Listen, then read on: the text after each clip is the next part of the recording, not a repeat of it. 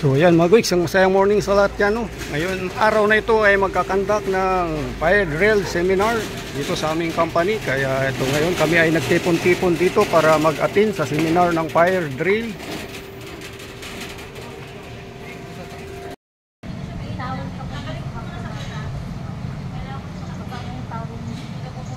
Sino po yung first time ma-lecturean?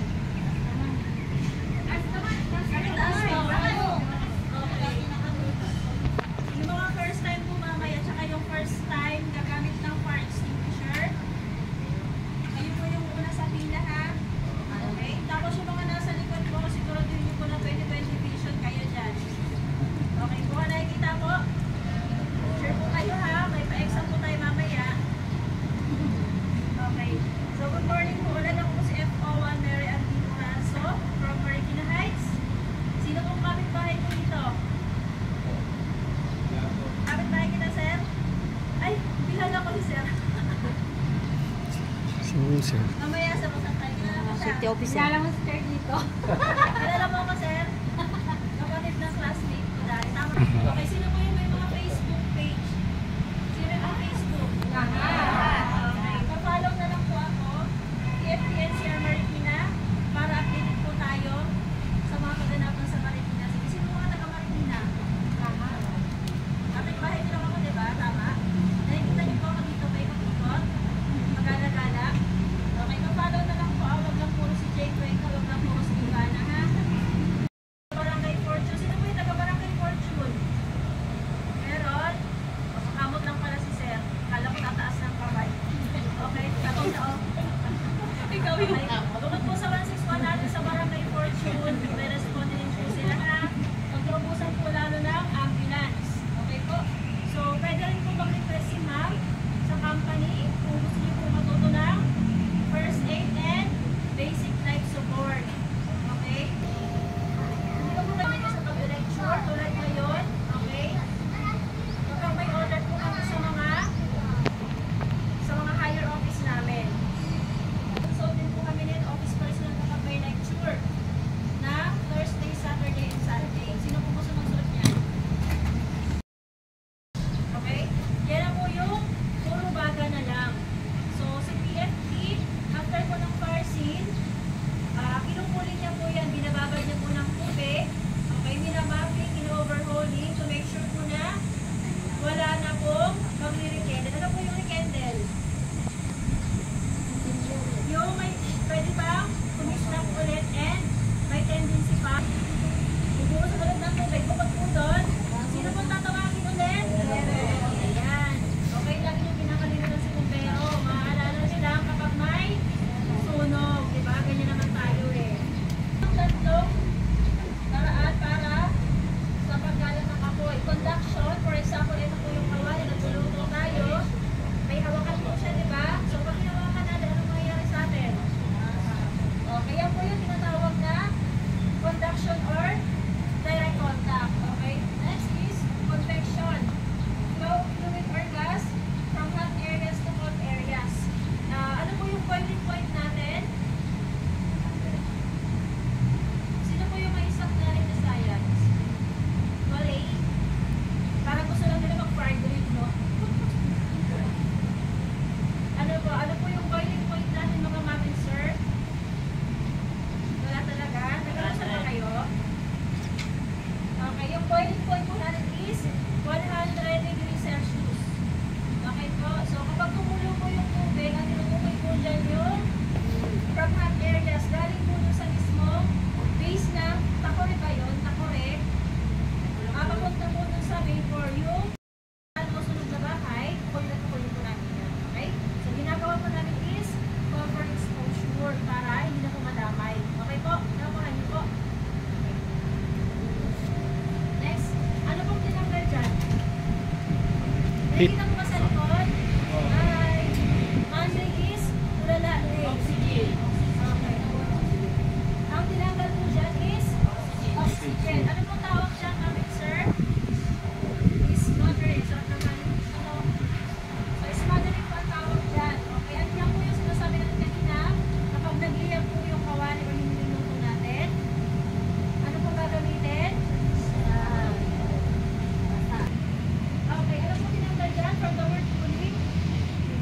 Cooling. Okay? Yan po yung sinasabi ko kanina, ma'am and sir. After po ng fire scene, after po ng apoy, binababad po ni BFP yung buong fire scene. Okay? To make sure po na walang magre-rekindle. Okay po? So, binamabing po yan. Make sure po na wala na pong umuusok. Kapag may umuusok po, nakita niyo po yung mga tools ni BFP. Tinutusok po yan, binubukal.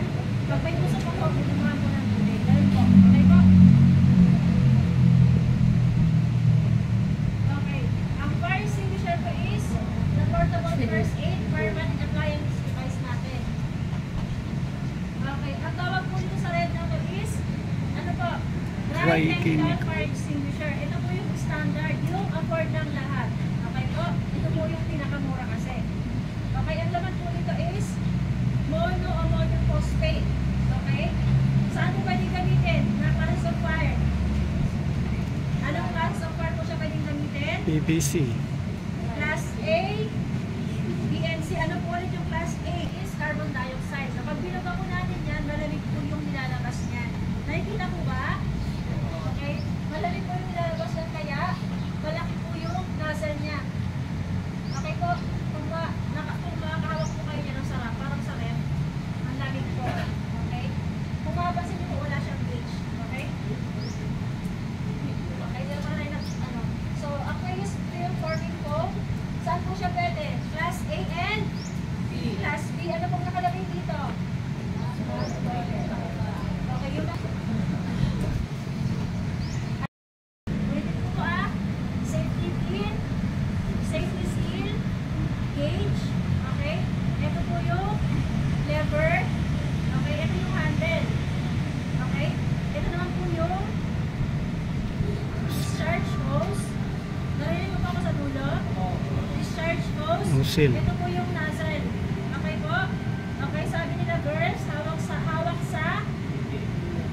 matigas. Sabi nila sa dulo, sa matigas. O, diba? Tuwan-tuwa sila, ma'am. Girls, hawak sa matigas. Tuwan-tuwa naman yung mga boys kasi hawakan sila sa matigas, diba? So, ito po yung, may bata ba dito? Wala. Okay, very good. Ito po yung, nabuhay din naman kayo pag mga ganyan usapan mo. Ito po yung pinaka-body niya, yung cylinder tank niya yung red, okay? So, ito naman po yung, parang may ano po. Ito naman po yung label niya. Lahat ba may label dito? Ano pong label niyo, ma'am? Anong label niyo, ma'am? Label ko daw. Diba? Ulit po for the last time. Okay? Safety pin, safety seal, gauge, okay? Lever, sabi ng mga Bisaya, lever. Bisaya din ako ha. Okay? Ito po yung handle niya. Discharge hose. Okay, girls, ano to? Okay, alam na ng mga girls yan. Okay? Ito yung body or cylinder tank niya. Ito yung label. Okay, ako lang yung walang label dito. Okay na po? Sa parts? Okay. Girls, nasa yung kasi? Nasa yung matigas? Okay, tuwan-tuwa sila sa matigas. Ito po yung nozzle. Okay? Yan na yung track natin. Hindi ko nakukuhanin na kasi mabigat po. Baka makunan ako.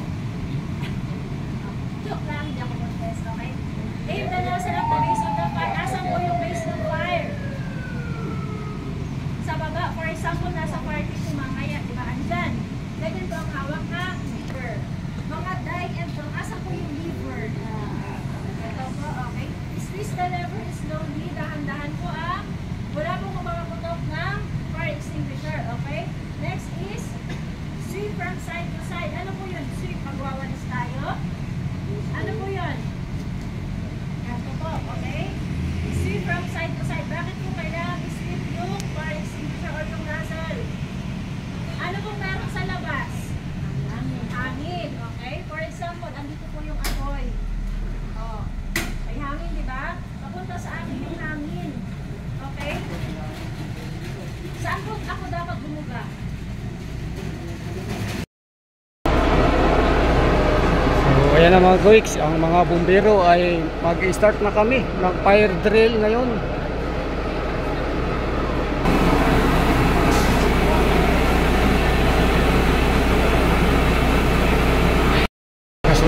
at saka Lakas.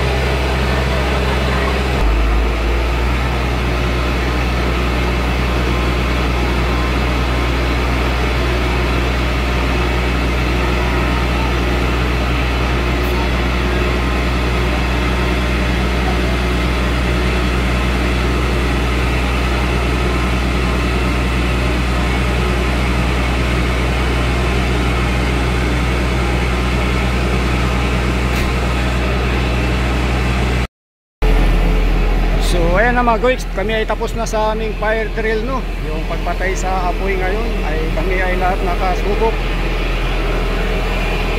Ayan, naglilinis na lang. Kaya hanggang dito na lang. Bye bye. Yahoo!